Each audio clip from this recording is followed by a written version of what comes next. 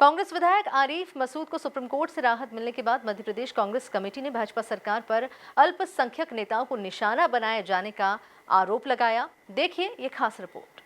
Supreme court से कांग्रेस विधायक आरिफ मसूद को मिली राहत के बाद कांग्रेस के मीडिया विभाग के अध्यक्ष मुकेश नायक ने प्रेस वार्ता की। मुकेश नायक ने मोहन सरकार पर अल्पसंख्यक विरोधी होने का आरोप लगाया है। उन्होंने कांग्रेस विधायक आरिफ मसूद के इंदिरा प्रियदर्शनी कॉलेज मामले में दर्ज हुई एफआईआर पर कहा कि भाजपा की सरकार अल्पसंख्यक कांग्रेस नेताओं को निशाना बना रही है। मैंने मंत्री रहते आरिफ मसूद को कॉलेज के लिए जमीन आवंटित की थी। सारे नियमों को शिथिल करते हुए जमीन आवंटित करने के निर्देश दिए थे।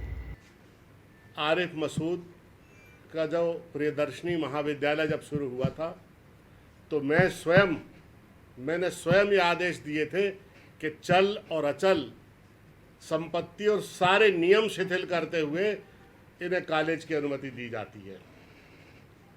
बाद में सरकार में जब बीजेपी की सरकार आई तो वो दस्तावेज कहाँ चले गए जो मैंने आदेश दिए थे आज तक पता नहीं है। और उसके बाद इनसे कहा गया कि आप जो नियम है, जो दस्तावेज जमा करना पड़ते हैं चल और अचल संपत्ति के, जो एफडी, जो अचल संपत्ति प्रॉपर्टी के जो जमा करना पड़ते हैं वो जमा करिए। मैंने 25 कॉलेजों को जिनके पास भवन नहीं था, जिनके पास ज़मीनें नहीं थी, जिनके पास एफडी के पैसे नहीं थे, लेकिन उनको मैंने सारे नियम शिथिल करते हुए महाविद्यालय दिए थे मध्य प्रदेश में। और उसका उद्देश्य ये था कि जिनके पास ज़मीन है, दुकान है, पैसे हैं, क्या वो भर बड़े आदमी बनेंगे? दूसरे लोगों का अधिकार नहीं है क्या आगे बढ़ने का? जो बुद्धिमान हैं, जो काम कर सकते हैं या जो उत्साही हैं, नौजवान हैं। और मुझे खुशी है कि आरिफ मसूद जी ने जो शिक्षा का संस्थान खोला, 300 लोग आप पता कर लीजिए वहाँ निःशुल्क शिक्षा ले रहे हैं। कोई फीस नहीं लेते, वो गरीब बच्चों को पढ़ाते हैं, शिक्षा देते हैं।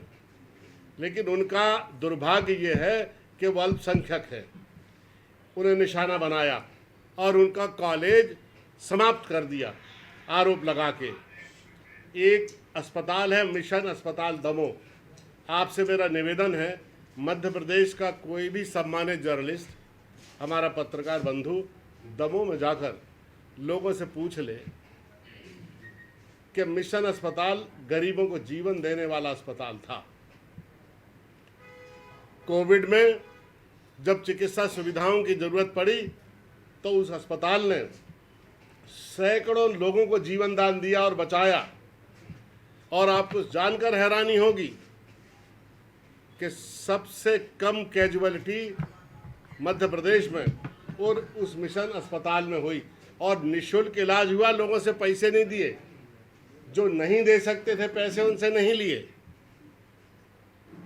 उस अस्पताल को, चूंकि वो मीडिया इंडिया सर्विसेज से संबंधित था, वो अस्पताल को झूठे आरोप लगा के, मैं उसके पूरे डिटेल आपको जल्दी आपके समक्ष रखने वाला हूं कि किस तरह के षड्यंत्र का शिकार पढ़े लिखे और बुद्धिमान आदमी होते हैं।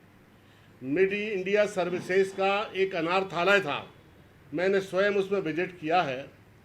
जो लोग कचरे में बच्चे फेंक जाते हैं, उन बच्चों को गोद में उठाकर उन लोगों ने पाला पोसा, बड़ा किया, शिक्षा दी, भोजन दिया, रहने की व्यवस्था दी। उसको इन्होंने समाप्त कर दिया।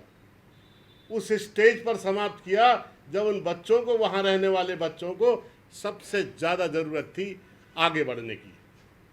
किसी को किसी अनाथालय में भेज दिया, किसी को किसी संस्था में भेज दिया, जहाँ 12-12, 15-15 साल से वो बच्चे रह रहे थे, वहाँ जिनके माता पिता नहीं थे, जिन्हें लोग कचरे में फेंक गए थे, जिनका कोई नहीं था, उनको फिर दूसरी संस्थाओं में भेजना पड़ा। तीसरा उदाहरण है गंगा जमुना संस्थान का दमोह का। एक बहुत ही निहायत शरीफ और पूरे शहर में चाहे हिंदू हो चाहे मुसलमान हो, सबके बीच में जनप्रिय, प्रतिष्ठा प्राप्त विशेष व्यक्ति जलील बड्डे के नाम से वो जाने जाते हैं दमोह में। उनके स्कूल को समाप्त कर दिया गया, मटिया मैट कर दिया गया, पूरे परिवार पर मुकदमे डाल दिए गए, उनके व्यापार को ख़त्म कर दिया गया। और इतना मेहनत कश परिवार जो किसी राजनीति में नहीं था, किसी लेन देन में नहीं था, अपने काम से काम रखने वाला परिवार था। उस परिवार की यश, कीर्ति और प्रतिष्ठा को, उसके धन को, उसके व्यापार को, उसकी सामाजिक वैल्यू को पूरा खत्म करके मटिया मैट कर दिया। एक और उदाहरण है जबलपुर के उन्होंने कहा, प्रदेश में भाजपा सरकार चुन चुनकर अल्पसंख्यक वर्ग के नेताओं को निशाना बना रही है। आरिफ मसूद सहित कई नेताओं के नाम लेकर उन्होंने भाजपा सरकार पर गंभीर आरोप लगाए। कुल मिलाकर मुकेश नायक के आरोपों पर भाजपा नेताओं का क्या जवाब होगा, ये देखना दिलचस्प होगा। Bureau report, MP news, Bhopal.